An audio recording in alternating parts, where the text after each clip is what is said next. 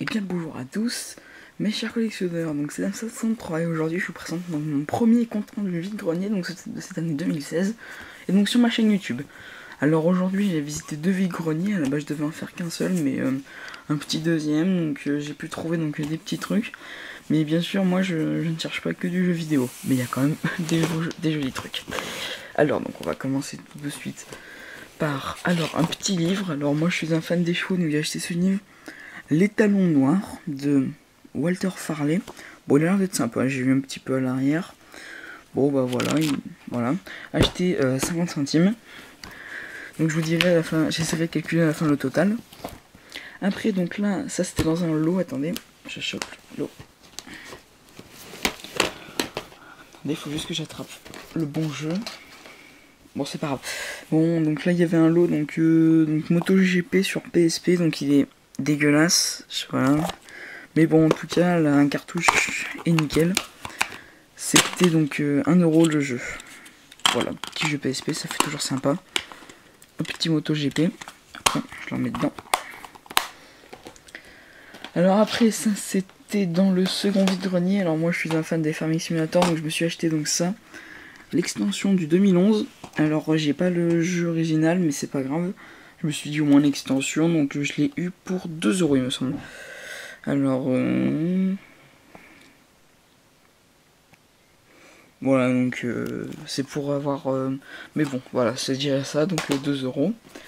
Ça donc ça c'est le Super Monkey Ball Deluxe. Alors celui-là je suis très content car j'ai entendu dire qu'il coûtait pas mal.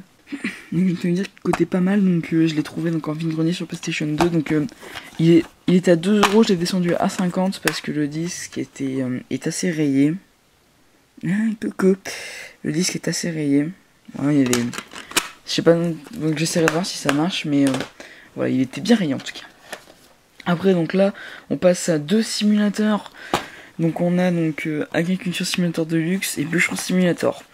Alors c'était 2 € le jeu. Oui, c'était 2 € le jeu. Donc les 2,4 et j'ai pu descendre à 3 € car il manque les notices. Et puis je sais pas si les codes ils marchent encore. Mais Bûcheron Simulator il m'intriguait beaucoup. Alors après, qu'est-ce que nous avons?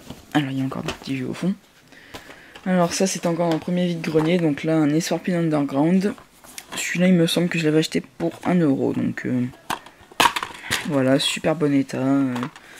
Super, donc j'ai le 2. Maintenant j'ai le 1. Donc ça après c'était avec le lot du jeu PSP.